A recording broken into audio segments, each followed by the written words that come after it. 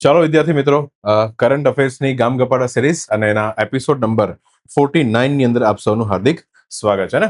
ચલો આજનો સેશન ચાલુ કરીએ એ પહેલા ગુજરાતની અંદર થોડું અપડેટ છે હે ને. હમણાં જોયું મેં કે ઘણી ન્યૂઝમાં અને ચાલે છે ને, અનુભવ બી કર્યો કે ગજબનું તોફાન જે છે ને, વેસ્ટર્ન ડિસ્ટર્બન્સ જેને કહેવાય છે, વેસ્ટર્ન ડિસ્ટર્બન્સ માવઠું આપણે એને કહીએ છીએ, માવઠું એની અસર રહી અને ઘણી પ્રોપર્ટી જે છે લોકોને ગુમાવી પડી ભાઈ.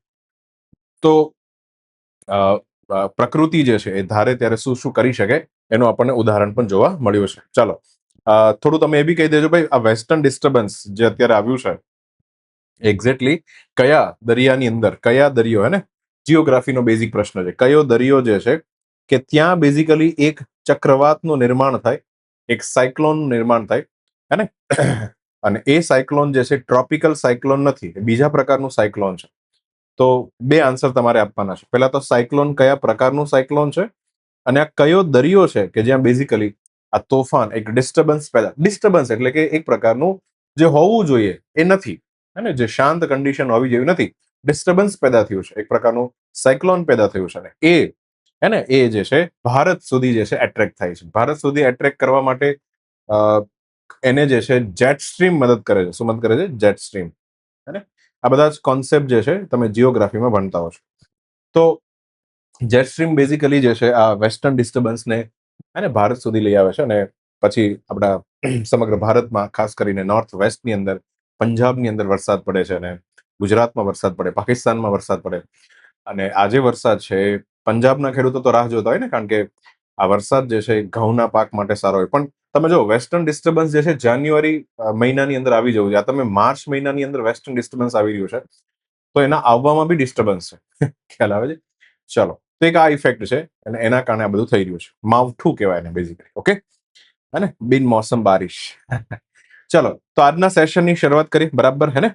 ચલો, આજના સેશનની અંદર આપણે ઘણા બધા, આજે બહુ ફેક્ચ્યુઅલ મુદ્દાઓ છે એટલે વધારે ટાઈમ તમારો કન્ઝ્યુમ નહીં થાય અને પ્રોપર જે છે મુદ્દા ઉપર ધ્યાન દેવાનું છે એ વસ્તુ ઉપર ધ્યાન દે અને આપણે આપણો સેશન જે છે સમાપ્ત કરશું, બરાબર ને.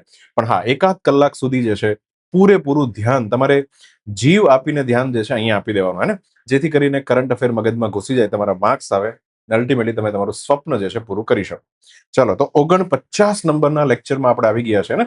સતત તમારી માટે લર્નિંગ પોકેટ જીપીએસસીમાં અમે મહેનત કરી રહ્યા છીએ કે જેથી તમને બેસ્ટમાં બેસ્ટ કન્ટેન્ટ જે છે મળે. તો 49 નંબરના લેક્ચર સુધી આવી ગયા છે અને 50 નંબરના લેક્ચર માટે એક ખાસ સ્પેશિયલ આયોજન છે અને એ આયોજન તમને ખબર પડી જ જશે, બરાબર, કારણ કે એ રીતના આપણે કહેવાના છે, બરાબર ને. ચાલો, ઓકે, એ ખબર પડી જશે.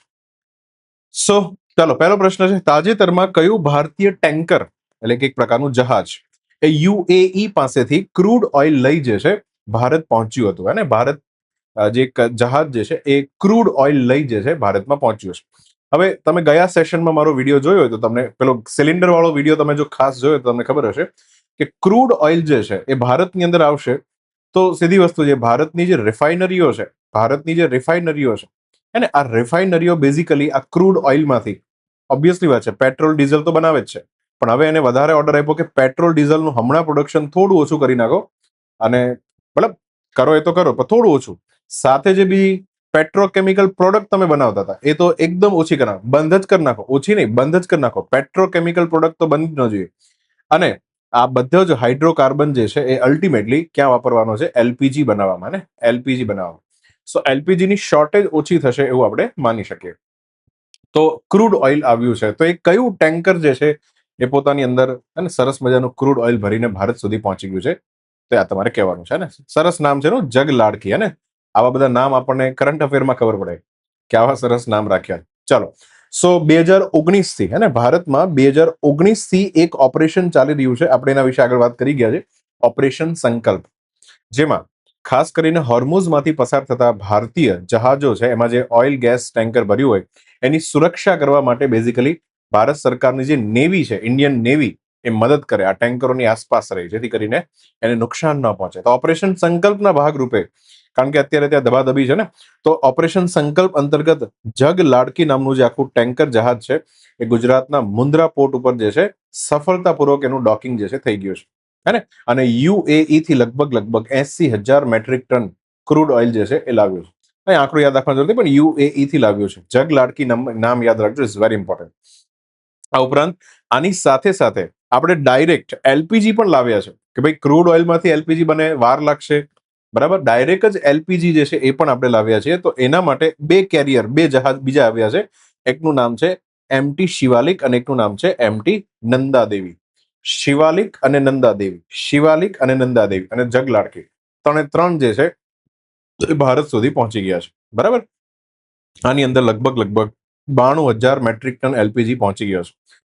ક્યાંથી આ બધું ભરવામાં આવ્યું? તો યુએઈ જે છે એનું ફુજેરા બંદર, જેની પર ઈરાને હુમલો પણ કર્યો હતો, સો ફુજેરા બંદર જે છે ને એ ત્યાંથી આ સામાન લોડ થયો અને કાર્ગો જે છે હોર્મુઝ પાસ કરી જે છે ભારત સુધી પહોંચી ગયો. અને એમાં આપણા નેવીના કમાન્ડર જે છે અને પેલા જે ટેન્કરના જે કેપ્ટન હોય, બંને શું કર્યું? પોતાના જહાજને ઓફલાઈન કરી દીધું, મતલબ કે ક્યાંય દેખાય જ નહીં કે અમે ક્યાં છીએ, તો રડારમાં ડિટેક્ટ જ ન થાય. અને એમ કરીને જોખમથી આખું જહાજ જે છે પાર કરાવડાવ્યું, બરાબર. પણ અલ્ટિમેટલી બેકએન્ડમાં વાત થઈ જ ગઈ હોય, પોલિટિશિયનની વાત થઈ જ ગઈ કે અમારું જહાજ પસાર થવાનું છે, કંઈ થવું ન જોઈએ, બરાબર. અને ઈરાને મદદ પણ કરી છે. ચાલો જોઈએ આ યુદ્ધ જે છે એ કયા લેવલ સુધી પહોંચે. તો આન્સર ઇઝ જગ લાડકી. આગળ વધીએ. આઈઓએસ સાગર પહેલ હેઠળ જે તાલીમ જે છે, તાલીમ ટ્રેનિંગ જે છે એ કયા સ્થળે યોજાઈ હતી? હે ને, આઈઓએસ ઇન્ડિયન ઓશિયન શિપ, હે ને, ઇન્ડિયન ઓશિયન શિપ, હે ને, સાગર પહેલ જે છે એ એની આખું ઇનિશિયેટિવ ભારત સરકારે લીધું છે. એની બીજી આવૃત્તિ અત્યારે ચાલુ છે. પણ હું તમને, મારી ઈચ્છા એ છે કે તમને આખો કોન્સેપ્ટ ખબર પડે, આપણે ડેપ્થમાંથી વસ્તુ પકડીએ તો તમને ખ્યાલ આવે કે આ બધું શું ચાલે છે લાઈફમાં, હે ને. તો આમ થાય કે આ શું છે, આઈઓએસ સાગર આવી ગયું, તાલીમ થઈ ગઈ, હું તમને શું ખબર પડી? ચાલો તો સમજીએ. તો પહેલા છે ને આપણે થોડો વ્યવસ્થિત ઇતિહાસ સમજીએ, તમને એક્ઝેક્ટ આખું પિક્ચર દેખાશે કે શું ભારત સરકાર કરી રહી છે. 2000 થી લઈ અને 2004 વચ્ચે આપણા જે હિન્દ મહાસાગર જે છે એની અંદર ઘણી બધી સમસ્યાઓ, ખાસ કરીને નેવી રિલેટેડ ચાલતી હતી. સમસ્યા કેવી હતી? એક સમસ્યા એવી હતી કે 2004 ની અંદર તો સુનામી આવી હતી. શું આવી હતી?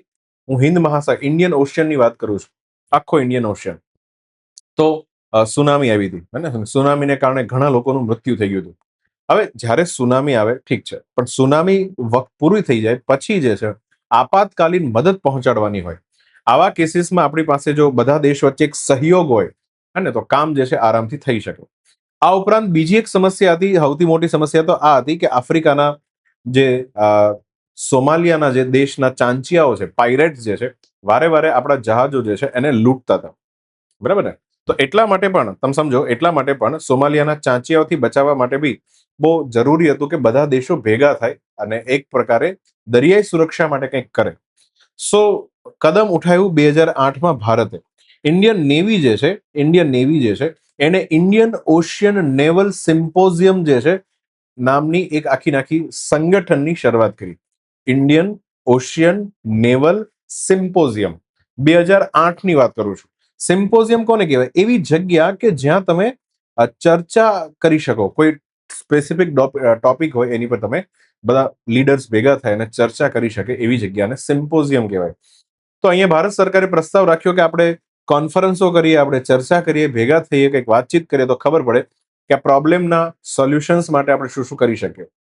અને આઈઓએનએસમાં જોડાવવું હોય તો જે પણ દેશ જે છે એની પર મેન્ડેટરી નથી કે હિન્દ મહાસાગરના ઇસ્યુ છે તો હિન્દ મહાસાગરના તમામ દેશોએ જોડાવું જ પડે એવું કોઈ બાધા નથી. સ્વૈચ્છિક છે, વોલ્યુન્ટરી ઓર્ગેનાઇઝેશન. દર 2 વર્ષે અને આના રિલેટેડ બધા દેશો ભેગા થઈને મીટિંગ કરશે, અને એમાં બી મીટિંગમાં બી આવું કોઈ ફરજિયાત નથી.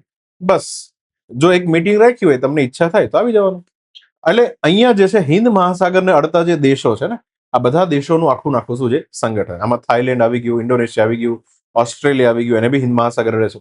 ભારત છે, શ્રીલંકા છે, બરાબર. તો આ બધા દેશોનું એક આખું શું છે સંગઠન છે. હવે એક કેવું છે, આ પ્રોપર સંગઠન નથી કે આમાં આટલા જ દેશ, એવું કઈ નથી. સ્વૈચ્છિક છે, આવું હોય તો આવવા, નકર નહીં આવવા. તો આમાં હા એક વસ્તુ કોમન છે કે દર વર્ષે જે છે અધ્યક્ષતા બદલા કરે, કારણ કે ઇન્ડિયન નેવીએ નક્કી કર્યું કે ચેરમેનશીપ આપણે 2 વર્ષની આપવાની, કે ભાઈ આ 2 વર્ષ બધી મિટિંગો ભારતમાં થશે, પછી બીજા 2 વર્ષ મિટિંગો બધી થાઈલેન્ડમાં થશે, બીજા 2 વર્ષ જે છે શ્રીલંકામાં. એટલે કે અધ્યક્ષતા બદલતી રહે. અને એમાં બી થોડો એ રીતના ફોકસ કરો કે ભાઈ દક્ષિણ એશિયાના દેશો પેલા એની પાસે અધ્યક્ષતા રહે, પછી પૂર્વ એશિયા જે છે, ઈસ્ટર્ન એશિયા એટલે કે થાઈલેન્ડ છે, મ્યાનમાર છે, સિંગાપુર છે, એમાં કોઈ દેશ જે છે એની અધ્યક્ષતા ગ્રહણ કરે.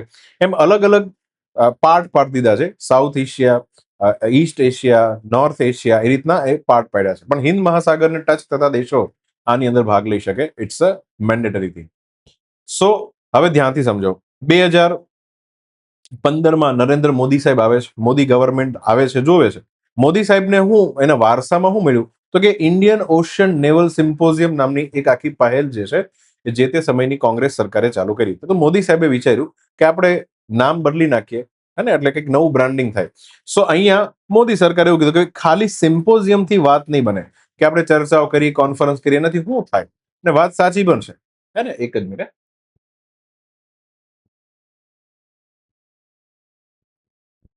ચાલો, એક જ. હા. સો ખાલી ચર્ચાઓ કરવાથી કંઈ મળવાનું નથી. સો અલ્ટિમેટલી નરેન્દ્ર મોદી સાહેબે સાગર નામનું ઇનિશિયેટિવ જે છે લોન્ચ કરે છે. ધ્યાનથી સમજો. 2015માં સાગર ઇનિશિયેટિવ જે છે ચાલુ થયું. હવે આનું ફૂલ ફોર્મ તમને યાદ રાખી શકવાનું છે. Security and growth for all in region. આ રિજિયનની અંદર તમામ જે દેશો છે ત્યાં સુરક્ષા થવી જોઈએ અને બધાનો વિકાસ થવો જોઈએ. અને મોદી સાહેબ આવે એટલે વિકાસ શબ્દ તો આવી જ જાય, સીધી વસ્તુ છે. સો અહીંયા નરેન્દ્ર મોદી સાહેબે વાત કરી કે આપણે ખાલી સિક્યુરિટી માટે નહીં, કે ચાંચિયાઓથી સુરક્ષિત થઈ જઈએ, કોઈ હડર, હે ને, હ્યુમન આસિસ્ટન્ટ એન્ડ ડિઝાસ્ટર રિલીફના જે ઓપરેશન છે, હેડર ઓપરેશન, બસ આ કરી નાખીએ, આટલું જ નહીં. આ ઉપરાંત બીજું પણ કંઈક કોઓપરેશન વધારીએ, સહયોગ વધારીએ. તો કે જહાજ નિર્માણ છે, આપત્તિ રાહતની કામગીરી હોય, પછી આર્થિક સહાય એકબીજાને કરવાની હોય રિલેટેડ ટુ આ, હે ને, હિન્દ મહાસાગરમાં સુરક્ષા માટે. તો એના માટે પણ આપણે બધી ડિસ્કશન ને ચર્ચા આગળ. તો સાગર નામનું ઇનિશિયેટિવ ભારત સરકારે લોન્ચ કર્યું. વસ્તુ તો એની જ કરવાની છે, પણ નામ જે છે થોડું ફેરવી નાખ્યું, કે કારણ કે 4-5 વસ્તુ નવી એડ થઈ, તો હવે ઇનિશિયેટિવને કહેવાય છે સાગર. તો IONS તો ચાલે જ છે, ઇન્ડિયન ઓશિયન નેવલ સિમ્પોઝિયમ તો ચાલે જ છે, પણ એ સાગર ઇનિશિયેટિવ અંતર્ગત ચાલે છે. સાગર એમ કહેવાય ને, ઉપરથી એમ છત્રી બની ગઈ, એની નીચે શું આવી ગયું? IONS આવ્યું. અને 2023માં મોદી સાહેબ કે હવે કંટાળો આવે, સાગરમાં કંટાળો આવે, સાગરમાં સાગર જાનું, સાગરમાં મજા નથી આવતી. હવે સાગરની જગ્યાએ શું આવી ગયું? મહાસાગર. મહાસાગર, બરાબર. હવે સાગર શબ્દ તો એનું ફૂલ ફોર્મ તો યાદ જ છે, એની આગળ મહા શબ્દ એડ થઈ ગયો. હવે મેરીટાઈમ હેડ્સ ફોર એક્ટિવ સાગર. લે હાલ લે. મેરીટાઈમ હેડ્સ ફોર એક્ટિવ સાગર. મેરીટાઈમ એટલે દરિયા સાથે સંબંધિત, હેડ એટલે નેતાઓ, અને એક્ટિવલી કામ કરશે, પેસિવલી નહીં, કે ભાઈ મજા આવે ત્યારે ભેગા, એવું નહીં. એક્ટિવલી કામ કરવાનું છે. શેના માટે? તો કે આ સાગર. કારણ કે સાગરમાં વ્યવસ્થિત કામ નહોતા કરતા, તો મોદી સાહેબે નામ પણ નાખ્યું મહાસાગર. એક મોટી પહેલ. અને મોદી સાહેબ કીધું એક કામ કરો ભાઈઓ બહેનો, બડા કુछ करते हैं, है ना, हिंद महासागर का नहीं, पूरे दरिया का काम करते हैं. તો હિન્દ મહાસાગર જ નહીં, ક્યાંય પણ સમસ્યા સર્જાય તો આપણે બધાએ ભેગા થઈને એક્ટિવલી રિસ્પોન્સ આપવા માટેની આ પહેલ છે. નામ આપી દીધું મહાસાગર ઇનિશિયેટિવ. તો 2023 થી શું ચાલી રહ્યું છે ભારતમાં? તો સાગર જે છે એ હટી ગયું છે અને મહાસાગર આવી ગયું છે. એની નીચે આ બધો વહીવટ ચાલે છે. બરાબર ને? ચાલો. સો હવે સમજો, અત્યારે સમાચારમાં શું આવ્યું? સમાચારમાં એવું છે, ફેબ્રુઆરી મહિનાની ઘટના છે, સમજો.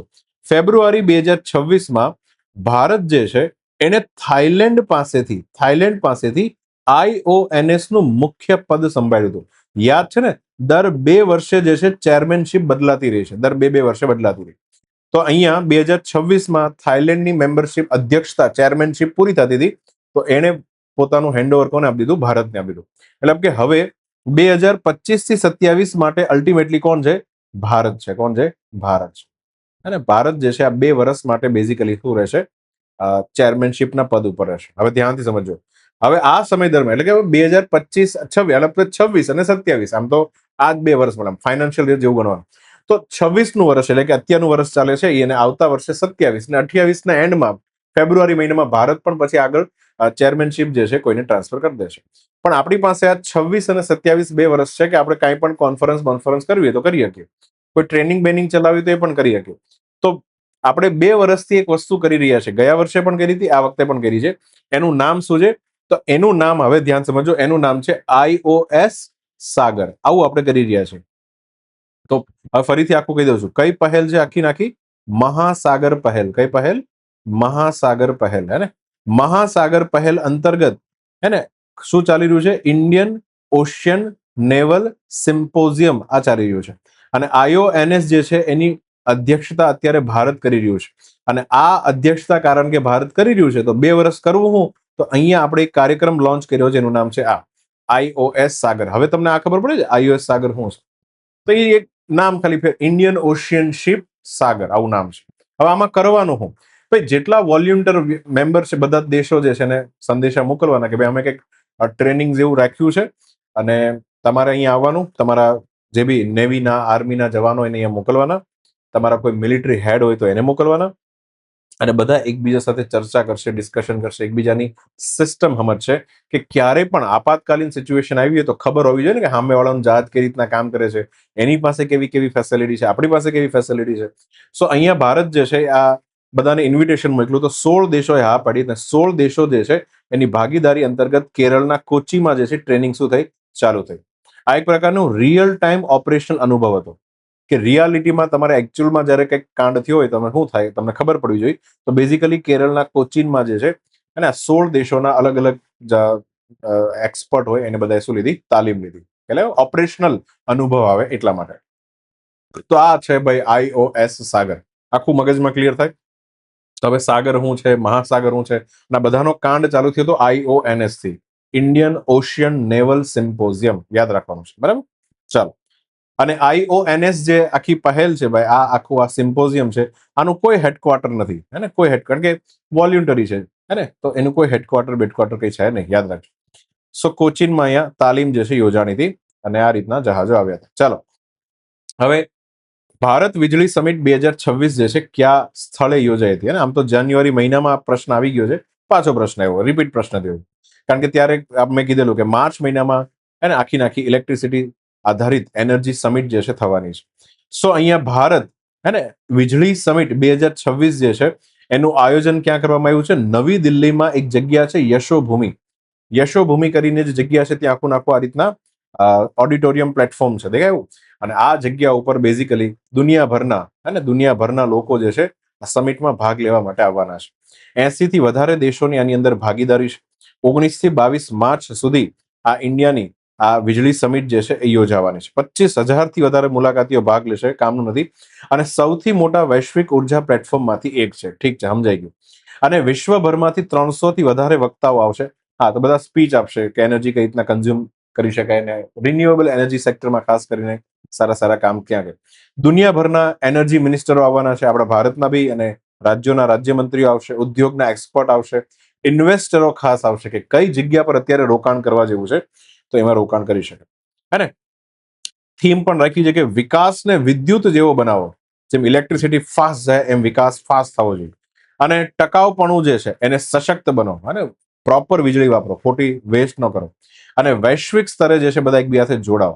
આ આખી શું છે આ સમિટની થીમ છે. મોટી સમિટ છે, એનું આયોજન જે છે 4-5 દિવસ જે છે ચાલવાનું છે, બરાબર. ચાલો, સો અહીંયા આન્સર આવશે યશોભૂમિ, જે ન્યૂ દિલ્હીમાં છે, બરાબર. ચાલો, કઈ નવી સેવા અંતર્ગત ભારતમાં આગામી દિવસે જ હે ને D+1 કહેવાય કે જે દિવસે તમે બુકિંગ કરાવ્યું એના પછી દિવસ પાર્સલની ડિલિવરી સુનિશ્ચિત કરતી પહેલ જે છે ભારતના ડાક વિભાગ દ્વારા શરૂ કરવામાં આવી હતી.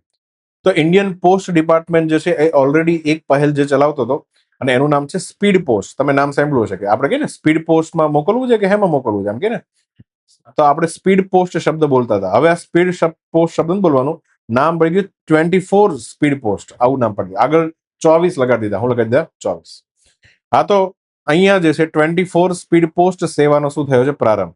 પોસ્ટ વિભાગે એવું કીધું છે કે આ 24 સ્પીડ પોસ્ટ જે છે એના અંતર્ગત D+1 ડિલિવરી સેવા આપવામાં આવશે. ડી એટલે શું છે તો કે બુકિંગની તારીખ, જે દિવસે તમે બુકિંગ કરો એના આગલા દિવસે, એના પછીના દિવસે જ જે છે તમારું પાર્સલ જ્યાં તમારે મોકલવું ત્યાં પહોંચી જશે. અને આ આખી સેવા જે છે એમાં ખાસ કરીને પાર્સલની મર્યાદા યાદ રાખજો, 5 કિલો સુધી છે. આ બધી શરતો હોય, હવે બ્રાન્ડિંગ કરી નાખે પણ પાછળ કન્ડિશન આપણને પછી ખબર પડે. તો જે લોકોને જથ્થાબંધ માલ મોકલવો છે એમના માટે આ સૌથી અનુકૂળ છે. 5-5 કિલોના ઘઉં બધી વસ્તુ મોકલવી હોય કરી શકે. હમણાં જ બુક કરો અને જ્યારે વસ્તુ મળી જાય સામેવાળા વ્યક્તિને પછી ચૂકવો. તો સરકાર બી ક્યાંક કમાવા માટે ધંધો ચાલુ કરી રહી છે. અને જો ડિલિવરી સમયસર નિષ્ફળ જાય, મતલબ સમયસર ન પહોંચે, નિષ્ફળ જાય, તો અલ્ટિમેટલી જે છે તમને સંપૂર્ણ રિફંડ આપી દેવામાં આવશે.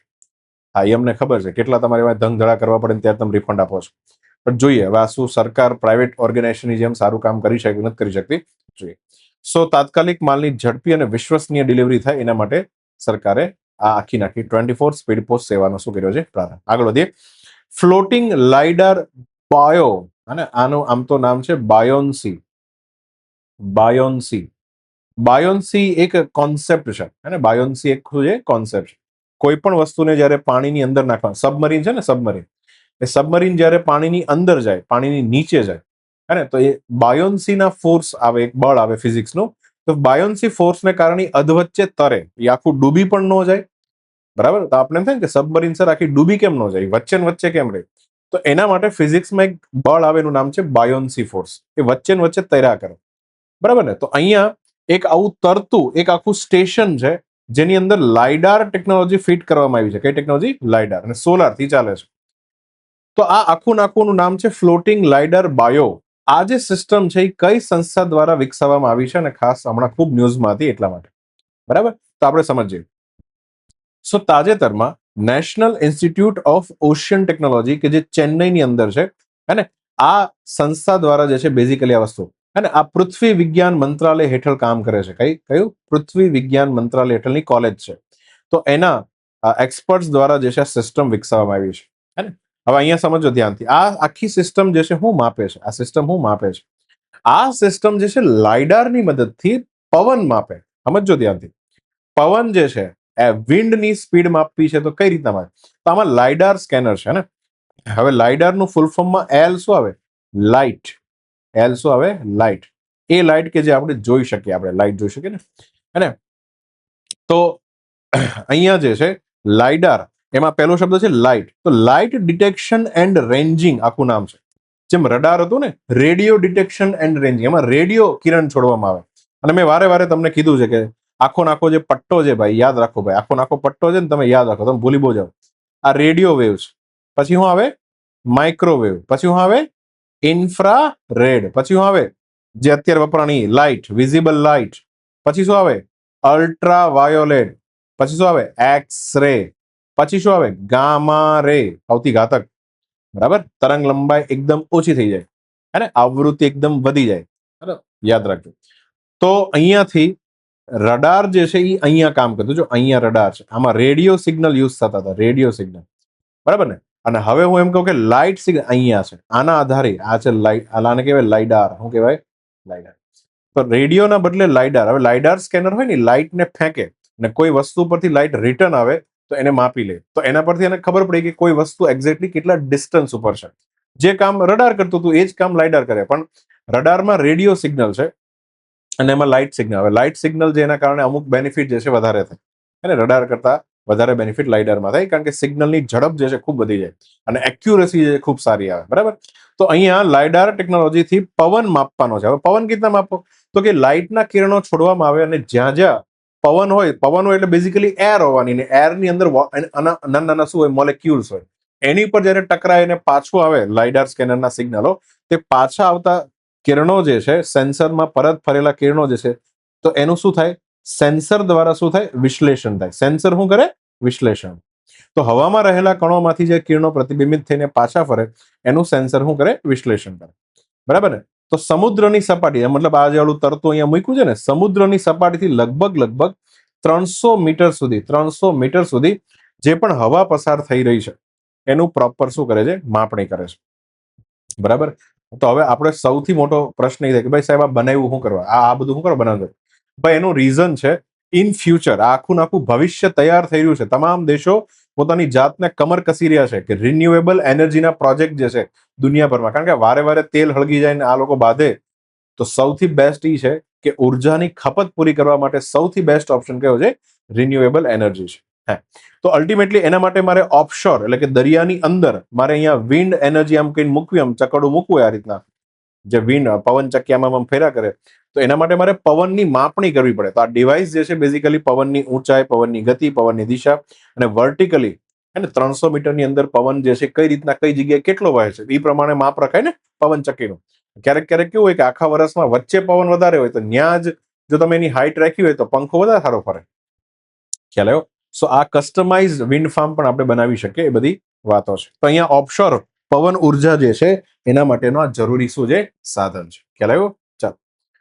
સો લાઇડર જે છે બેઝિકલી જીઓ સ્પાશિયલ, જીઓ એટલે જમીન, જમીન, અને સ્પાશિયલ એટલે જગ્યા, જમીન ઉપર કઈ જગ્યા પર શું છે એનો ડેટા જે છે બેઝિકલી આપણને લાઇડાર, તો લાઇડાર સ્કેનર છે ને આ રીતના કામ કરે, એમાં ખબર પડે કે કઈ વસ્તુ ઊંચી છે, કઈ વસ્તુ નીચી છે, બરાબર. લાઇડાર સ્કેનર બહુ એક્યુરેટલી જે છે કામ કરે.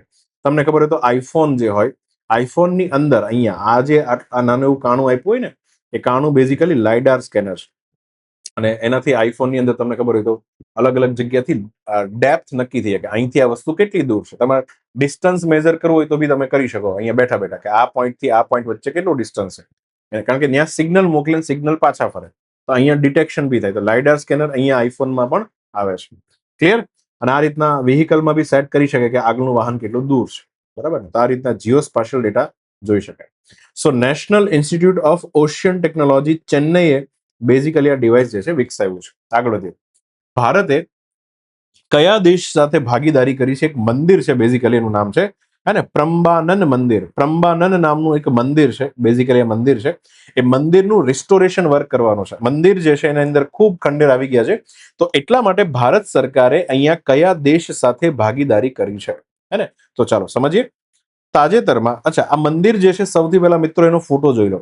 આ મંદિર કેવું છે જો તમે દેખાય, આ મંદિર અહીંયા સરસ મજાનું છે, પણ અહીંયા તમે જો, અહીંયા બધા પથ્થરો જે છે એમને તૂટેલા ફૂટેલી અવસ્થામાં છે. હવે એનું કોઈ પણ કારણ રહ્યું હશે, કારણ કે આ જગ્યા છે બેઝિકલી ઇન્ડોનેશિયા. કઈ જગ્યા પર છે? ઇન્ડોનેશિયામાં આપણા હિન્દુ ધર્મનું મંદિર છે. કારણ કે એક સમયે જ્યારે 9મી સદી ચાલી રહી હતી, ને 9મી સદીથી ચાલુ કરીએ તો 10મી અને 11મી સદી સુધી દક્ષિણ ભારતમાં આમ તો તમે 8મી સદીથી જ કહી શકો. 8મી સદીથી દક્ષિણ ભારતમાં પલ્લવ રાજવંશ જે છે એની શું થઈ ગઈ હતી? શરૂઆત. અહીંયા કાંચીપુરમ જે રાજધાની છે ત્યાં પલ્લવ રાજવંશની શું થઈ હતી? શરૂઆત થઈ હતી, બરાબર. અને આ પલ્લવો પાસે પણ પોતાની પાસે એક આખી નૌસેના હતી. આ પૂછાઈ ગયેલો પ્રશ્ન છે. પલ્લવો પાસે પણ નૌસેના હતી, નેવલ આર્મી હતી. અને પછી આગળ જઈને પલ્લવોને હરાવીને જે છે અહીંયા ચોલ એમ્પાયર આવે છે. કયો એમ્પાયર આવે છે? ચોલ એમ્પાયર. અને અહીંયા જે છે આખું ચોલ સામ્રાજ્યની સ્થાપના થાય છે. એમની પાસે પણ ખૂબ ગજબની આર્મી. તમે કદાચ PS1 કરીને મૂવી જોયું હોય, PS1 અને PS2 કરીને જે બંને પિક્ચરો છે ચોલ એમ્પાયર સાથે જોડાયેલા મૂવી છે.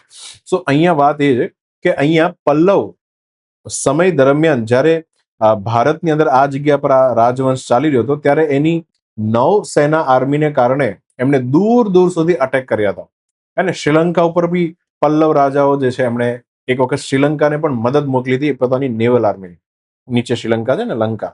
તો આ લોકો જે છે એનો વસવસો જે છે અને આમ દબદબો જે છે ક્યાં સુધી ફેલાણો હતો, તો ધ્યાનથી સમજો. આ રીતનું આપણું નાનું એવું અહીંયા ભારત હું બનાવું છું, જોજો ધ્યાનથી. અને અહીંયા જે છે શ્રીલંકા છે, બરાબર. આ રીતના આમ જતા જઈએ તો અહીંયા જે છે જાવા અને સુમાત્રા બંને શું છે? ટાપુ છે. તો અહીંયા હે ને આખું બર્મા દેશ છે. પછી અહીંયા જાવા, સુમાત્રા, ઇન્ડોનેશિયા, બધી જગ્યા ઉપર જે છે પલ્લવ ચોલ વંશ, આમ તો ખાસ કરીને ચોલ વંશ જે છે દૂર દૂર સુધી ફેલાઈ ગયો હતો, બરાબર ને? ચાલો.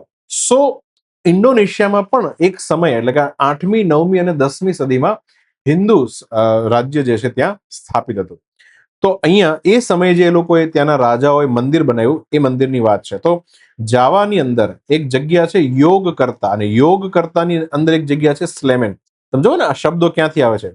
જકાર્તા, યોગકર્તા, આ શબ્દ બધા ભારતીય શબ્દો છે. તો સ્લેમેન કરીને આખી જગ્યા છે ત્યાં ઇન્ડોનેશિયામાં પ્રમ્બાનન નામનું એક મંદિર છે. કયા દેવતા માટે છે? બ્રહ્મા, વિષ્ણુ અને મહેશ. અરે હા, આપણા બંધારણના દેવતાઓ, ખબર ને? ચાલો. તો આ મંદિર બેઝિકલી વર્લ્ડ હેરિટેજ સાઇટમાં પણ છે. એવું કહેવાય છે કે 9મી સદીમાં સંજય નામનો ત્યાં વંશ ચાલતો હતો, એના કોઈ રાજા દ્વારા મંદિર બનાવવામાં આવ્યું હશે. અને આ મંદિર જે છે દ્રવિડ શૈલીની અંદર, જે પલ્લવ શૈલી જે છે એના પ્રભાવ હેઠળ જે છે આ મંદિર બનાવ્યું છે. દ્રવિડ શૈલી જે છે, અને દ્રવિડ શૈલી જે છે, મંદિરોની જે 3 શૈલીમાંથી કઈ શૈલી છે? દ્રવિડ શૈલી. દ્રવિડ શૈલી જે છે એના ટોટલ 4 પ્રકાર છે. કેટલા પ્રકાર છે? 4 પ્રકાર છે. અને પહેલો પ્રકાર, એનું નામ શું છે? પલ્લવ શૈલી. પછી કઈ છે? ચોલ શૈલી, બરાબર. પછી કઈ છે? વિજયનગર શૈલી, હે ને? અને છેલ્લી શૈલી કઈ છે ભાઈ? છેલ્લી શૈલી, બરાબર.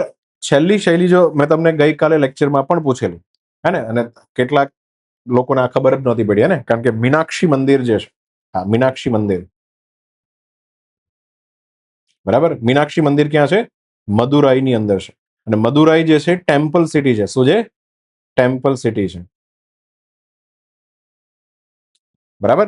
હા, તો તમને જો ઇતિહાસમાં પ્રોપર ખબર હોય કે ભારતની અંદર જ્યારે પલ્લવ રાજવંશ આવ્યો, બરાબર, પછી ચોલ રાજવંશ આવ્યો, પછી વિજયનગર આવ્યો. આજે વિજયનગર એમ્પાયર જ્યારે ખતમ થયું તો વિજયનગર એમ્પાયર જે છે આખું આખું દક્ષિણ ભારતમાં ચાલી રહ્યું હતું. તો વિજયનગર એમ્પાયરે પોતાના ઘણા બધા ટુકડા પાડી દીધેલા અને દરેક ટુકડો એક એક નાયકને સોંપેલો. કોને સોંપેલો? નાયકને. તેમાં જે મદુરાઈ વાળો ટુકડો છે, મદુરાઈના નાયક કંટ્રોલ કરતો હોય ને, તો મદુરાઈ અને વિજયનગર એમ્પાયર ખતમ થઈ ગયું તો જે ટુકડાના રાજાઓ હતા એમણે શાસન હેન્ડઓવર કરી લીધું. તો અહીંયા મદુરાઈના જે નાયકો છે એમના દ્વારા જ બેઝિકલી મીનાક્ષી મંદિર બનાવવામાં આવ્યું છે. અને એક્ઝેક્ટલી કયા નાયક છે, ચાલો એટલીસ્ટ હવે એ તો તમે સર્ચ કરીને આપવું હોય તો આપી શકો છો, બરાબર. હા, આવું બધું પૂછી લેવો, ધ્યાન સમજો. સો આ ચારે ચાર ને સંયુક્ત રીતના દ્રવિડ શૈલી કહેવામાં આવે છે. એમાં બી ગોલ્ડન એજ કોને કહેવામાં આવે છે? ચોલ શૈલી, બરાબર. ચોલ શૈલી શું છે? ગોલ્ડન એજ છે, સુવર્ણકાળ છે. બૃહદેશ્વર મંદિર છે ને, દારાસુરમ મંદિર, બહુ બધી જગ્યાઓ છે, સરસ સરસ મંદિરો બનાવ્યા છે સાઉથના અંદર, બરાબર. ચલો, સો અહીંયા Indonesia is the right answer. અને પુનઃસ્થાપન કયું કર્યું છે? પ્રમ્બાનન મંદિર. નેપાળના પ્રથમ ટ્રાન્સજેન્ડર જે છે એમપી કોણ બન્યા છે? તાજેતરમાં નેપાળની અંદર ઇલેક્શન પૂરું થયું છે અને નેપાળના પહેલા ટ્રાન્સજેન્ડર એમપી જે છે એ કોણ બન્યા છે તમારે કહેવાનું છે. દેખાય, આ ટ્રાન્સજેન્ડર એલજીબીટીક્યુ સમુદાયમાંથી આવે છે. હા, તો તાજેતરમાં ભૂમિકા શ્રેષ્ઠ જે છે એ નેપાળના પ્રથમ ટ્રાન્સજેન્ડર એમપી જે છે બન્યા છે, બરાબર. આ દેખાડે છે કે દક્ષિણ એશિયામાં એલજીબીટીક્યુ જે છે એનું પ્રતિનિધિત્વ જે છે હવે વધશે. એના માટે આ સારા ન્યૂઝ છે. કયો સમુદાય છે? એલજીબીટીક્યુ. તો નેપાળના પ્રથમ ટ્રાન્સજેન્ડર સાંસદ કોણ બન્યું છે? ભૂમિકા શ્રેષ્ઠ. કઈ પાર્ટીમાં થયા? રાષ્ટ્રીય સ્વતંત્ર પાર્ટી. રાષ્ટ્રીય સ્વતંત્ર પાર્ટી આ એ જ પાર્ટી છે કે જેના એમપી જે છે બાલેન શાહ એ હવે નેપાળના શું છે? નવા પ્રધાનમંત્રી છે. જેનઝી સરકાર આવી છે. વચ્ચે ત્યાં જેનઝી આંદોલન થયું હતું ને, અને કેપી શર્મા ઓલી જે છે બેઝિકલી એને રિઝાઇન આપવું પડ્યું અને હવે નવી ઇલેક્શનની અંદર બાલેન શાહ જે જોઈએ આ જેનઝી ઉંમરના જે વ્યક્તિ છે કઈ રીતના નેપાળની અંદર ડેવલપમેન્ટ લાવે છે એના વિશે આપણે ચર્ચા કરશું પછી, જોઈએ આપણે.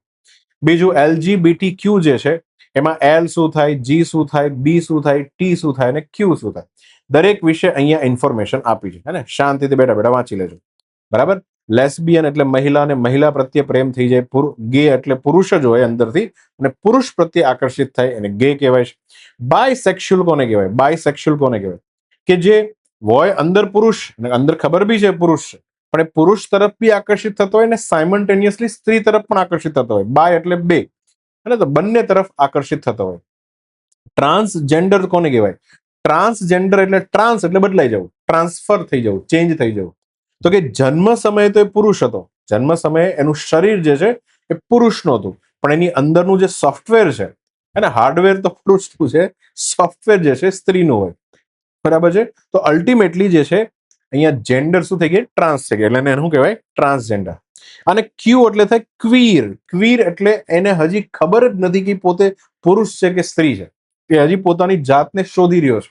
આવા પણ કન્ફ્યુઝ લોકો હોય તેને એલજીબીટીક્યુ સમુદાય કહેવાય છે. લોકોનો કોઈ વાક નથી. આ આખો નાખો ખેલ જે છે ડીએનએ આધારિત થતો હોય છે ને. હા, આપણા મહાભારત યુદ્ધથી તમે વિચારો, મહાભારત યુદ્ધમાં જે શિખંડી કરીને પાત્ર છે, શિખંડી પાત્ર છે, એ શું દેખાડે છે કે એ સમયથી એટલે કે ઉત્તર વૈદિક કાળથી ભારતની અંદર જે છે એ આ સમુદાય અને આવા લોકો જે છે એ જન્મતા હોય અને આ કુદરત જે છે એને પ્રોબ્લેમ છે, વ્યક્તિનો પ્રોબ્લેમ હોતો નથી, બરાબર. એટલે એટલા માટે આ લોકો જે છે એ હંમેશા રેઇનબોને, રેઇનબો, મેઘધનુષ એને પોતાનું સિમ્બોલ માને છે. અને રેઇનબો એટલા માટે કારણ કે રેઇનબોની અંદર 7 કલર હોય. શું હોય? 7 કલર હોય. તો આ લોકો મેટાફોરિકલી એવું કહેવા માંગે છે કે તમામ કલરની પોતાની વેલ્યુ છે. એમ સમાજની અંદર રહેતા તમામ પ્રકારના લોકોની પોતાની એક વેલ્યુ છે. તમે એને એલ હિજડા બીજડા કહીને તમે એને નકારી શકો નહીં. પડી સમજ? તો અલ્ટિમેટલી અહીંયા જે છે ભૂમિકા શ્રેષ્ઠ નેપાળના શું બન્યા છે? પ્રથમ એમપી બન્યા છે. ક્લિયર? ચાલો આગળ વધીએ. કયો દેશ જે છે એને સગીરો જે છે એના પર સોશિયલ મીડિયા ઉપરના ઉપયોગ ઉપર શું કર્યું? નિયંત્રિત કરતો નવો કાયદો જે છે રજૂ કરી દીધો છે, હે ને. તો હા, એ દેશ એક્ટિવલી કામ કરે છે, સારું છે, હે ને. તો અહીંયા બ્રાઝિલ જે છે એને એના સગીરો એટલે કે 18 વર્ષથી નાની ઉંમરના જે છોકરાઓ જે છે એમના સોશિયલ મીડિયા ઉપર હવે નિયંત્રણ સાથે કામ કરી શકશે. એની પર અમુક વસ્તુ નહીં દેખાય, હાઉ બેન નથી માર્યો, નિયંત્રણ સાથે જે છે કામ કરી શકે. ખાસ કરીને બાળકોને હાનિકારક ડિજિટલ સામગ્રીથી બચાવવા માટે. કારણ કે બ્રાઝિલમાં ઘણા બધા એવા કેસ આવ્યા છે કે એમાં ઇન્સ્ટાગ્રામ ઉપર જે છે જાતીય શોષણ અને એના કૌભાંડ જે છે આચરવામાં આવે છે. બરાબર, સેક્સ્યુઅલ ટ્રાફિકિંગના કૌભાંડ જે છે ત્યાં આચરવામાં આવે છે. બરાબર. અને આ શું છે, ફદુડિયા નવી જનરેશન છે. આ ઇન્સ્ટાગ્રામની 4-5 કોમેન્ટથી એની ફાટી રહી. તો આ જેનઝી જે છે ને, ડરપોક, આમ તો એને કહું છું સાલા ડરપોક જનરેશન. થોડી વાતમાં એક કોમેન્ટ હું આવી ગઈ કે ફાટી રહી, હે ભગવાન, ઓ માય ગોડ. બરાબર. અરે ઓ માય ગોડ વાળી નહીં, એવું ન હોય. ખ્યાલ આવે? એ આખી વર્ચ્યુઅલ દુનિયા છે. કોમેન્ટ કરતા તો કોઈને બી આવડે. બરાબર. એનાથી રિયલ દુનિયા જે છે એમાં તમે કાંઈ ચેન્જ કરી શકતા હોતા નથી, અને ઘરે બેઠા બેઠા કોમેન્ટ માર્યા કરતા. તો કહેવાની વાત એ છે કે આનાથી અમુક લોકો બિચારા હર્ટ થઈ જાય. બરાબર ને? આ હર્ટિંગ પ્રોસેસ જે છે એનાથી એના માઇન્ડ ઉપર અસર પડે ને પાછા કૂદકા મારી લે ગમે ત્યાંથી. So this is the bad thing. અને આમ તો કેલિફોર્નિયા જે છે અમેરિકાની અંદર, ત્યાં સોશિયલ મીડિયાની જે આખી ઇન્ડસ્ટ્રી ચાલે છે, ત્યાં એક શબ્દ એક આખું લાઈન બહુ જ ફેમસ છે. લાઈન એ છે કે if something is free, you are not the customer, you are self the product. જો કોઈ વસ્તુ તમને ફ્રીમાં આપવામાં આવી રહી છે સોશિયલ મીડિયાની અંદર, આ સોશિયલ મીડિયા શું છે? ફ્રી છે. બરાબર. ઇન્સ્ટાગ્રામ ફ્રી છે, ફેસબુક ફ્રી છે, આ બધું ફ્રી આપવામાં આવી રહ્યું છે, હે ને? તો એનો મતલબ તમારે અહીંયા સમજી લેવાનો છે કે કસ્ટમર તમે નથી, તમે પોતે આ લોકોની પ્રોડક્ટ છો. તમને વેચી રહ્યા છે આ લોકો. તમે સોશિયલ મીડિયાની પ્રોડક્ટ છો. હું કંપની ચાલુ કરીને મારી કેમ આ પ્રોડક્ટ, સમાન કે મેં આ પેન બનાવી, આ મારી પ્રોડક્ટ છે. એમ આ જેટલા બી લોકો સોશિયલ મીડિયા વાપરે છે મારા માટે પ્રોડક્ટ છે, અને એને મારે માલ સામાન વેચવાનો છે. આ ઇન્સ્ટાગ્રામ ને ફેસબુક શું છે? બરાબર, ટાઈમપાસ કરવાનું સાધન આપણે એને માનીએ છીએ, પણ ખરેખર ઇન્સ્ટાગ્રામ અને ફેસબુક જે છે એની પર સૌથી વધારે માલ સામાન વેચવામાં આવે છે. અને મેટા એડસેન્સ કરીને એકાઉન્ટ બનાવીને લોકો પોતાનો સામાન ખૂબ વેચે છે. તો આ રીતના જે છે એ તમારી અંદર ઇન્ફ્લુએન્સ કરે. કેટલા એવા પ્રસંગો છે કે જે સોશિયલ મીડિયાને કારણે એડ થયા. હે ને? મને હિન્દુ ધર્મની અંદર જે લગ્નની વિધિ છે, ખાસ કરીને કાઠિયાવાડની અંદર, અને કાઠિયાવાડની અંદર જે લગ્નની અલગ અલગ વિધિ હોય કે પેલા આમ કરવાનું, પછી આમ કરવાનું, પછી આમ કરવાનું, આટલી ઇવેન્ટ પૂરી થાય ને પછી ફાઇનલી મેરેજ હોય, મેરેજ પૂરા થાય ત્યારે જે છે લગ્ન સંપન્ન થયું આવે. હવે આની અંદર અમુક એવી વિધિઓ હતી કે જેના નામ પણ કોઈએ સાંભળ્યા નહોતા, પણ આ ઇન્સ્ટાગ્રામે શું કર્યું, પકડીને એક એવી ઇવેન્ટ લીધી અને એને ગ્લોરીફાય કરી. બરાબર. હું એક્ઝામ્પલ લઉં તો એક આખી એક રસમ આવે, એનું નામ છે વાના રસમ. આ વાના રસમ જે છે ને, એક સૌથી મોટું કૌભાંડ છે સાલું, હે ને? આ વાના રસમ, જો કાઠિયાવાડની અંદર પહેલા બહેનો જે છે લગ્નના 1-2 દિવસ પહેલા જે છે, હે ને, એ વાનો એટલે એક પ્રકારની પૂરી સમજી લો, એક પ્રકારની પૂરી આમ રાંધી અને તળી નાખે. બસ આ વાનો બની ગયો. આવી એક રસમ આવતી, ખબર પણ ન રહેતી કે ક્યારે આ વાના રસમ આવીને ખતમ થઈ ગઈ. પણ ઇન્સ્ટાગ્રામે શું કર્યું? ઇન્સ્ટાગ્રામે એવું દેખાડ્યું કે નહીં, આ નાની ઇવેન્ટ છે, વી શુડ સેલિબ્રેટ. તો એટલા માટે આખું ઘર ડેકોરેટ કરે. બરાબર. સરસ મજાના જે છે લટકળિયા ટીંગાડે ને એમ કરીને વાના રસમને એક મોટી મેગા ઇવેન્ટ બનાવી દીધી, હે ને? તો હવે વાના રસમ માટે હવે તમે વિચારો, જેને આ લગ્ન કરવા હોય ને આ રસમ જે છે નિભાવવી હોય, તો એને બધા જ વસ્તુની ખરીદી કરવા માટે જવું પડે. ચાકલા ખરીદવા પડે, ડેકોરેશનનો સામાન ખરીદવો પડે. પહેલા આવું કંઈ હતું જ નહીં. 5 મિનિટમાં તો વાના રસમ પૂરી પણ થઈ જતી. સમજ પડી? સો આ શું દેખાડે કે એક ઇવેન્ટ જે છે એક્સ્ટ્રા જે છે પ્રોસેસમાં એડ કર્યા કરવાની, જેથી પબ્લિક અલ્ટિમેટલી ખર્ચા કરે. આ ઇન્સ્ટાગ્રામ, ફેસબુક તમારી પાસે ખર્ચા સિવાય બીજું કંઈ કરાવતું હોય તો કહેજો. બરાબર. તમને ઇન્ફ્લુએન્સ કરીને ખર્ચા કરાવડાવે. એટલા માટે સોશિયલ મીડિયા બેડ. પણ જો તમે ચાલાક હો તો સોશિયલ મીડિયાનો સારી રીતના પણ ઉપયોગ કરી શક્યો છે ને. યુટ્યુબ પર કેટલા ફાલતુ વિડીયો આવે છે ને, અને આ વિડીયો તમે બેઠા બેઠા જોયા કરો, તમને મજા જ આવ્યા કરે. બરાબર. તો તમે પ્રોડક્ટ બની ગયા છો. તમે જેન્યુઅનલી કસ્ટમર બનવા માંગો, તમે જેન્યુઅલી હોમોસેપિયન્સ બનવા માંગો છો, તો યુટ્યુબનો સાચી રીતના ઉપયોગ કરો. બરાબર. તમે આપણો વિડીયો તમે જોવો છો, તો આ વિડીયો તમારી અંદર કંઈક વેલ્યુ પેદા કરે છે, આ બરાબર છે. પણ તમે પેલું ફાલતુનું જે છે શોર્ટ ને રીલ આમાં બેઠા તો તમે પ્રોડક્ટ બની ગયા. બની ગયા પ્રોડક્ટ. સો સોશિયલ મીડિયાને બીજું કાંઈ નથી જોતું. સોશિયલ મીડિયાને તમારું અટેન્શન જોઈએ છે, કે તમે અમને ટાઈમ આપો. તમારા આખા 24 કલાકમાંથી મેક્સિમમ ટાઈમ તમે અમને આપો. બરાબર. હા. અને ખાસ કરીને રિયલ વર્લ્ડ જે છે, લોકો સોલ્યુશનની પણ વાત કરવી જોઈએ. ખાસ કરીને રિયલ વર્લ્ડ જે છે, વાસ્તવિક દુનિયા જે છે, આભાસી દુનિયાને છોડો, રિયલ વર્લ્ડ જે છે એને છે ને બોરિંગ બનાવી દીધું છે. શું બનાવી દીધું છે? બોરિંગ અને કંટાળાજનક વાત. એના કારણે બાળકો જે છે ક્યાં વળે છે? સોશિયલ મીડિયામાં. તો સોલ્યુશન એક જ છે કે રિયલ વર્લ્ડને જેટલું બને એટલું શું બનાવો? એન્જોયમેન્ટ વાળું. પહેલા હતું જ, જ્યાં સુધી મોબાઈલ ફોન નહોતા ત્યાં સુધી આ જ હતું. તો રિયલ વર્લ્ડમાં એન્જોયમેન્ટ વધારે કરો, દોસ્તો સાથે મળો, મિત્રો સાથે ગપાટા મારો, ચર્ચા કરો, આ બધું કરો. પણ આ સોશિયલ મીડિયા ઉપર ટાઈમ પાસ કરવાનું જે છે સદંતર લેવલ ઉપર બંધ કરી દેજો. કોમેડી માટે પણ આ વિડીયો જોતા નહીં, બરાબર? બહુ જ હાનિકારક છે. ક્લિયર? ચાલો. તો બ્રાઝિલ જે છે બેઝિકલી એને બેન મારી દીધો છે. ઓસ્ટ્રેલિયા ઓલરેડી બેન માર્યો છે, બરાબર? સ્પેને બેન માર્યો છે, ફ્રાન્સે બેન મારી દીધો છે, બરાબર? કબ તેરા ખૂન ખોલેગા ફૈજલ? હા, ઇન્ડિયાને કહું છું, ઇન્ડિયાને, હે ને, કે તેરા કબ ખૂન ખોલેગા રે. જ્યારે બાળકો સૌથી વધારે સુસાઇડ કરવા લાગે, આત્મહત્યાઓ જે છે વધવા લાગે, પછી ભારત સરકારને છેલ્લે ખબર પડશે, 20 વર્ષ પછી ખબર પડશે એટલે આ બંધ કરવાનું હતું. બરાબર? આપણે એક્ટિવલી કામ જ નથી કરતા. આપણે જ્યારે આપણી વાહે રેલો આવી જાય ને, રેલો, તઈ મારા દીકરા દોડવાનું ચાલુ કરે. આ ટણપીનાઓ આવું કરે છે. એમ જ. ચાલો. તો રાષ્ટ્રીય પેરા એથ્લેટિક ચેમ્પિયનશિપ 2026 જે છે એ કયા શહેરની અંદર યોજાઈ રહી છે? રાષ્ટ્રીય પેરા એથ્લેટિક ચેમ્પિયનશિપ, હે ને, પેરા દિવ્યાંગ ખેલાડીઓ માટેની આ ભારતની સૌથી મોટી ચેમ્પિયનશિપ છે. તો યાદ રાખજો, આ ચેમ્પિયનશિપ તાજેતરમાં ઓડિશાના અંદર ભુવનેશ્વરમાં આવેલું કલિંગા સ્ટેડિયમ છે, અને આ સ્ટેડિયમની અંદર તારીખ 19 થી 21 માર્ચ વચ્ચે જે છે, અને આપણા ભારતની para Olympic committee of India જે છે એના દ્વારા શું થઈ રહી છે? આયોજિત થઈ રહી છે. અને સ્પોર્ટ્સ મિનિસ્ટ્રી અંતર્ગત કામ કરે છે આ કમિટી. સો ભારતમાં પેરા એથ્લેટિક માટે સૌથી મોટી ઇવેન્ટ છે. અને બીજું પણ એક યાદ રાખો કે એશિયાના લેવલ ઉપર જે પેરા એથ્લેટિક ચેમ્પિયનશિપ યોજાશે એનું નામ છે એશિયન પેરા ગેમ્સ, હે ને, એશિયન પેરા ગેમ્સ. એ આ વખતે 2026ની જાપાનના નાગોયા શહેરમાં યોજાવાની છે. ગયા લેક્ચરમાં આવે છે નાગોયા પ્રોટોકોલ, એ જ નાગોયાની અંદર જે છે બેઝિકલી એશિયન પેરા ગેમ્સ યોજાવાની છે. તો અહીંયા આન્સર આવશે ભુવનેશ્વર કલિંગા સ્ટેડિયમ, બરાબર? ચાલો. હાઇડ્રોજન અને પીવાનું પાણી સમજો ધ્યાનથી. એક બાજુ હાઇડ્રોજન, એક બાજુ પીવાનું પાણી, બંને એક સાથે આપી શકે એવું મટીરિયલ, એવું ધાતુ, એક મટીરિયલ જે છે એ કઈ સંસ્થા દ્વારા વિકસાવવામાં આવ્યું છે? હવે આપણે થોડા એક્સપર્ટ બનીને નહીં, આપણે એક સામાન્ય સમજ પ્રાપ્ત કરીને આ વસ્તુ સમજવાની. સો તાજેતરમાં આઈઆઈટી ગુવાહાટી જે છે એને મટીરિયલ સાયન્સમાં એક કમાલ કરીને દેખાડ્યો છે. એક અદ્યતન એવું મટીરિયલ વિકસાવ્યું છે કે જે મટીરિયલનો ઉપયોગ કરો ને તો એની અંદર એક બાજુથી હાઇડ્રોજન પેદા, સાથે સાથે આનું આ મટીરિયલ જે છે એ ખારા પાણીને મીઠું પણ કરી નાખે. તો બંને વસ્તુ કરીને દેખાડે છે, ખારા પાણીને મીઠું કરે અને સાથે સાથે હાઇડ્રો. તો આપણે સમજવા માટે સમજી લઈએ કે આ એક મશીન છે અને મશીનમાંથી એક બાજુ હાઇડ્રોજન નીકળે છે અને એક બાજુ જે છે મીઠું પાણી નાખે, મીઠું પાણી નીકળે છે. તો મતલબ તમે સમજી શકો છો કે ઇનપુટમાં શું હશે? ખારું પાણી નાખવાનું. કયું પાણી નાખવાનું?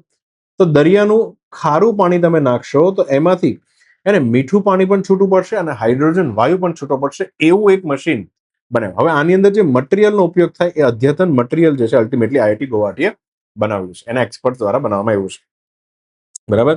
સો અહીંયા તમે સમજો, હાઇડ્રોજન મળે એટલે મારી ઉર્જાની ખપત બી પૂરી થાય છે અને મીઠું પાણી મળે એટલે મારી પાણીની સમસ્યા બી સોલ્વ થાય છે.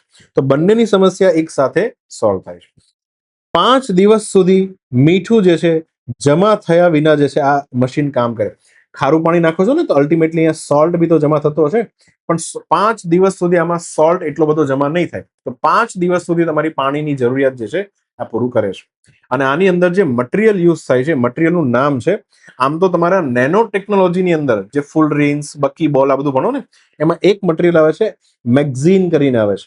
મેગ્ઝીન કરીને જે એક મટીરિયલ છે, નેનો ટેકનોલોજી વાળું મટીરિયલ છે, એનો ઉપયોગ કરીને બેઝિકલી આ લોકોએ આખું ડિવાઇસ જે છે બનાવ્યું છે. અને ડ્યુઅલ ક્લીન એનર્જી ઇનોવેશન કહેવાય, કારણ કે મીઠું પાણી એક બાજુ મળે છે, એક બાજુ હાઇડ્રોજન મળે છે, બરાબર? તો બે વસ્તુ મળે છે અને ક્લીન એનર્જી મળે છે. હાઇડ્રોજન શું છે? ક્લીન એનર્જી છે, બરાબર? હા, તો આ રીતના આવું ઇનોવેશન કર્યું છે. તો આઈઆઈટી ગુવાહાટી એનો આન્સર આવશે, યાદ રાખજો.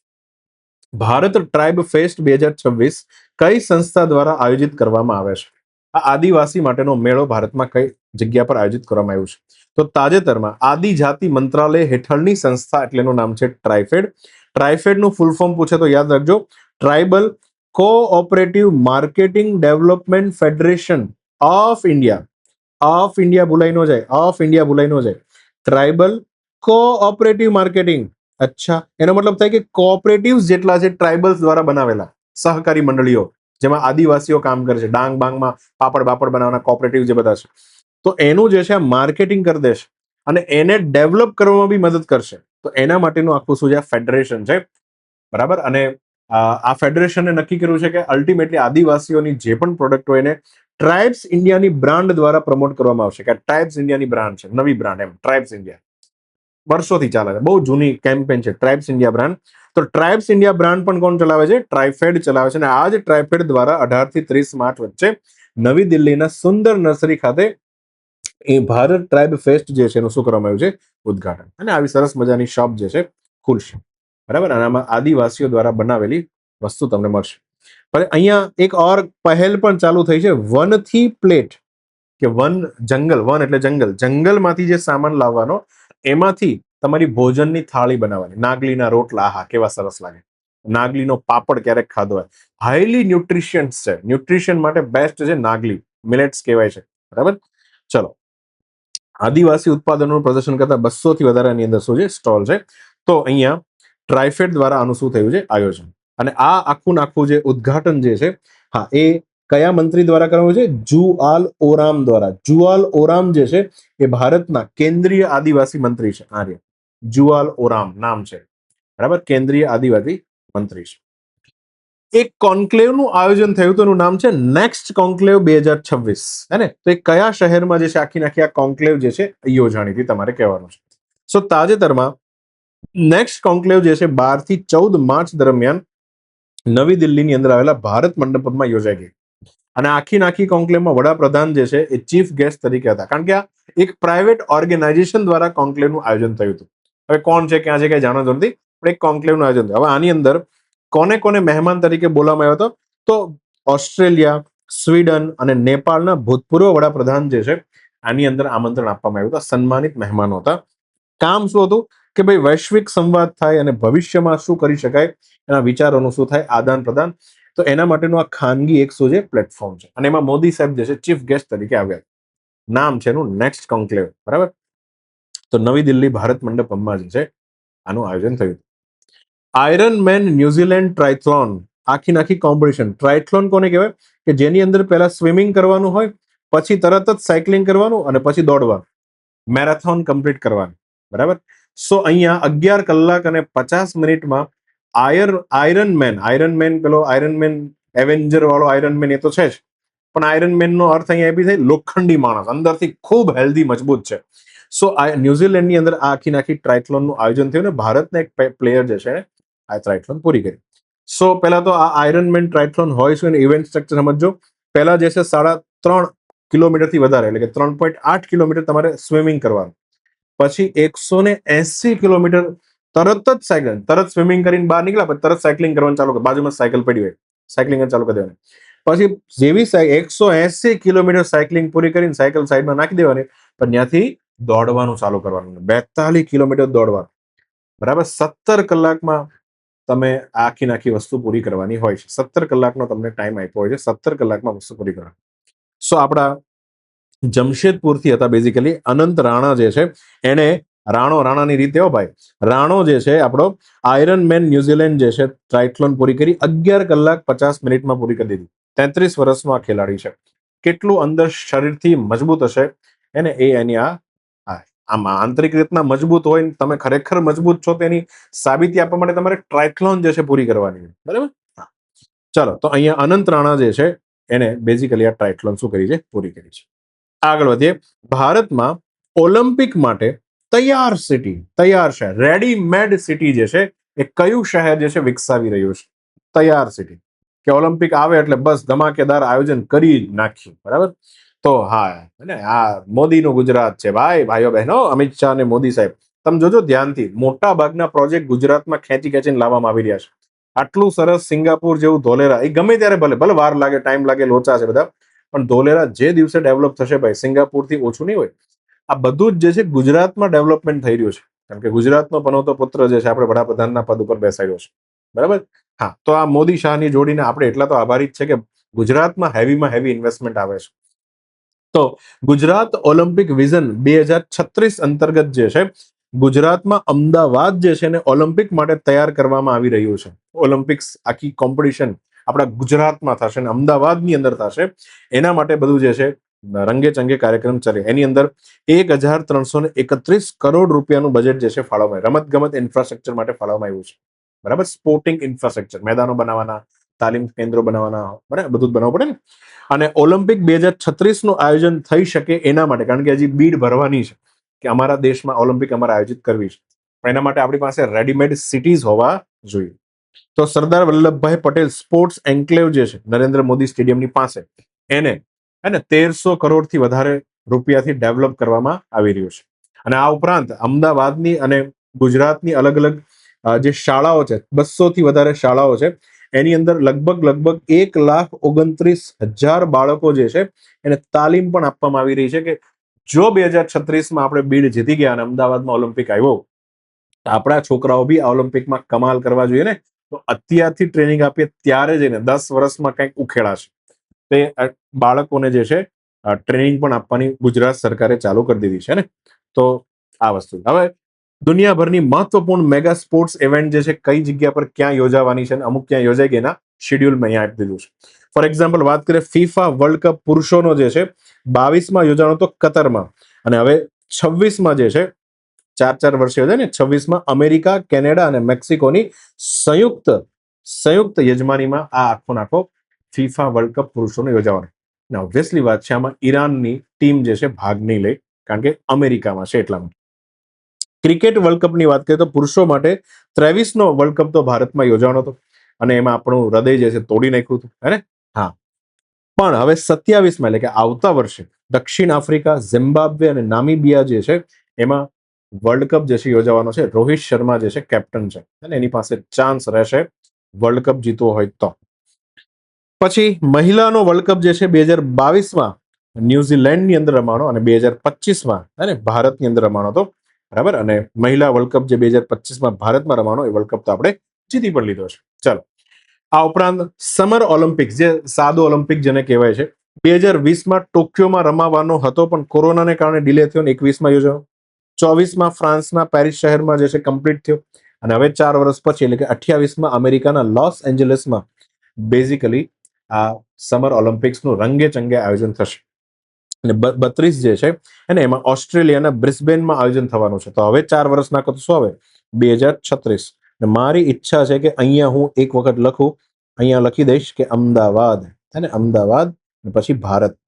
હા, આવું થવું જોઈએ, પણ એના માટે તૈયાર થવું ખૂબ જરૂરી છે. ચાલો, પછી વાત કરીએ શિયાળુ ઓલિમ્પિક જે છે 22માં બેઇજિંગમાં હતો. આ વર્ષે 26માં મિલાન અને કોર્ટિના જે છે ઇટલીના શહેરો છે ત્યાં બેઝિકલી યોજાવાનો છે. અને 30માં ફ્રાન્સની આલ્પ્સ પર્વતમાળા જે છે ત્યાં. આ ઠંડા પ્રદેશોમાં જ યોજાઈ શકે. તો હમણાં નોર્ધન કન્ટ્રીઝ, યુરોપના દેશોની અંદર શિયાળુ ઓલિમ્પિક્સનું આયોજન થતું હોય છે. સો ગુજરાત જે છે એ રેડીમેડ સિટી જે છે તૈયાર કરી રહ્યો છે. ચાલો આગળ વધીએ.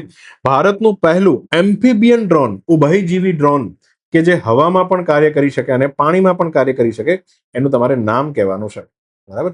એવું કયું ડ્રોન છે? પાણીની અંદર બી કામ કરી શકે. સો તાજેતરમાં અવતાર નામનું જે ડ્રોન છે, અવતાર પેલું મૂવી છે ને એના આધારિત નામ રાખ્યું છે અવતાર, એક પ્રકારનું એમ્ફિબિયસ ડ્રોન છે. એમ્ફિબિયસ કોને કહેવાય? દેડકાને શું કહેવાય? એમ્ફિબિયન પ્રકારનો જીવ, કારણ કે બંને જગ્યા પર રહી શકે, બરાબર. તો એમ્ફિબિયન ડ્રોન આને પણ નામ આપવામાં આવ્યું છે. અવતાર ડ્રોન ભારતનું પહેલું ઉભયજીવી ડ્રોન છે, હવા અને પાણીની અંદર કામ કરે છે. અને બેંગ્લોર સ્થિત એક સ્ટાર્ટઅપ, એનું નામ છે aqua air x autonomous system. આના દ્વારા બેઝિકલી આ ડ્રોન જે છે ડેવલપ કરવામાં આવ્યું છે. આની અંદર મલ્ટીબીમ ઇમેજિંગ સોનાર જે છે સેટ કરવામાં આવ્યા છે અને સોનારના મદદથી સી બેડ એટલે કે દરિયાનો જે નીચેનો બેડ છે, કે ક્યાં દરિયો જ્યાં સુધી નીચે હોય, તો તેનું મેપિંગ કરવામાં આવશે કે ત્યાં દરિયાની સી બેડ જે છે એમાં કઈ રીતની વેરાયટી છે, ઊંચાઈ ક્યાં કેવી છે, વગેરે વગેરે. અને કાર્બન ફાઈબરથી બનાવ્યા, દુનિયાનું સૌથી સ્ટ્રોંગેસ્ટ મટીરિયલ છે કાર્બન ફાઈબર, તો એનાથી બને, હલકું અને સૌથી મજબૂત. નેનો ટેકનોલોજી, આ શું છે? નેનો ટેકનોલોજીનો કમાલ છે. સો અત્યંત કાટ પ્રતિરોધક પણ છે, તો આ દરિયાના ઉપયોગ માટે કામની વસ્તુ છે, અને કાટ લાગે એવું છે નહીં. સો અવતાર નામનું એમ્ફિબિયન ડ્રોન જે છે એ ભારતનું પહેલું ઉભયજીવી ડ્રોન છે, એનું ઉદ્ઘાટન. ચલો, સો આ સાથે આપણે આપણા સેશનને શું કરીએ છીએ? સમાપ્ત. આજના ફટાફટ પ્રશ્નોને જોઈ લઈએ. જગ લાડકી જે છે એ ક્રૂડ ઓઇલ લઈ અને ભારત જે છે એની ભૂમિ ઉપર આવી ગયું છે, તો ભારતનું એલપીજી સંકટ જે છે થોડું હળવું થઈ શકે. IOS સાગર પહેલ હેઠળ કેરળના કોચીનની અંદર બેઝિકલી તાલીમનું શું થયું હતું આયોજન. ભારતની વીજળી સમિટ જે છે યશોભૂમિ ન્યૂ દિલ્હીમાં આયોજિત થવાની છે. 24 સ્પીડ પોસ્ટ જે છે એ ડાક વિભાગ દ્વારા શરૂ કરવામાં આવેલી નવી પહેલ છે. ફ્લોટિંગ લાઇડાર બાયોય નામની જે સિસ્ટમ છે national institute of ocean technology દ્વારા ચેન્નઈમાં વિકસિત કરવામાં આવી હતી. ભારતે પ્રમ્બાનન નામનું જે મંદિર છે એ ઇન્ડોનેશિયાની અંદર ભારત અને ઇન્ડોનેશિયા ભેગા થઈને મંદિરનું ડેવલપમેન્ટ કરી રહ્યું છે. નેપાળના પ્રથમ ટ્રાન્સજેન્ડર સાંસદ ભૂમિકા શ્રેષ્ઠ છે. બરાબર. અને સગીરોના સોશિયલ મીડિયાના ઉપયોગ પર પ્રતિબંધ મૂકતો દેશ જે છે બ્રાઝિલ બન્યો છે. રાષ્ટ્રીય પેરા એથ્લેટિક ચેમ્પિયનશિપ જે છે એ તાજેતરમાં ઓડિશાના ભુવનેશ્વરમાં કલિંગા સ્ટેડિયમમાં યોજાવાની છે. હાઇડ્રોજન અને પીવાનું પાણી બંને એક સાથે આપી શકે એવી IIT ગુવાહાટી દ્વારા એને વિકસિત કરવામાં આવ્યું છે. ભારત ટ્રાઇબ ફેસ્ટ જે છે એ ટ્રાઇફેડ દ્વારા જે છે બેઝિકલી આયોજિત કરવામાં આવ્યો છે. ટ્રાઇફેડ દ્વારા ન્યૂ દિલ્હીમાં આયોજિત કરવામાં આવ્યો છે. ન્યૂ દિલ્હીમાં બરાબર. જુઆલ રોમ જે છે એ ભારતના શું છે આદિજાતિ મંત્રી છે. નેક્સ્ટ કોન્ક્લેવ 2026 જે છે હે ને એ નવી દિલ્હીની અંદર ભારત મંડપમમાં આયોજન કરવામાં આવ્યું હતું. નેક્સ્ટ કોન્ક્લેવ હે ને આયરન મેન ન્યુઝીલેન્ડ ટ્રાયથલોન જે છે એ બેઝિકલી કોના દ્વારા અનંત રાણા દ્વારા જે છે એ જીતી લેવામાં આવી છે. મતલબ પૂરી કરવામાં આવી. ટ્રાયથલોન તો પૂરી કરવાની 11 કલાક ને 50 મિનિટમાં શું કરી છે પૂરી કરી છે. પછી વાત કરીએ તો ભારતને ઓલિમ્પિકમાં 2036ના ઓલિમ્પિકમાં આપણે બીડ કરી શકીએ અને એટલા માટે અલ્ટિમેટલી આપણે અમદાવાદ જે છે એને એઝ અ રેડીમેડ સિટી તરીકે ડેવલપ કર્યા છે. એટલે કે બેઝિકલી ગુજરાત જે છે તૈયાર થઈ રહ્યું છે કે રંગે ચંગે ઓલિમ્પિકનું આપણામાં શું થશે આયોજન થશે. ને ભારતનું પહેલું એમ્ફિબિયન ડ્રોન જે છે એનું નામ શું છે અવતાર છે. હા ને. તો ચાલો આ સાથે જે છે આપણે આપણા સેશનને શું કરીએ છીએ સમાપ્ત કરીએ છીએ. ઓકે. તો વિદ્યાર્થી મિત્રો 49 નંબરનો લેક્ચર છે 49 અને હવે આપણે હાફ સેન્ચુરી મારવા જઈ રહ્યા છે. તો 50 નંબરના લેક્ચરમાં જે છે શું નવું આવવાનું તમને ચેનલ જે છે જોતા રહેજો તો તમને અપડેટ જે છે મળી જશે. બરાબર. હા. તો આ સાથે જે છે આપણે આપણો આજનો સેશન જે છે એ સમાપ્ત કરીએ છીએ. તમને જો આ સેશન ગમ્યો હોય તો મહેરબાની કરીને લાઈક્સ કરી દેજો તો અમને બી અંદરથી ઉત્સાહ અને આનંદ જે છે એનો રહે. ચલો. સો જય હિન્દ, જય ભારત.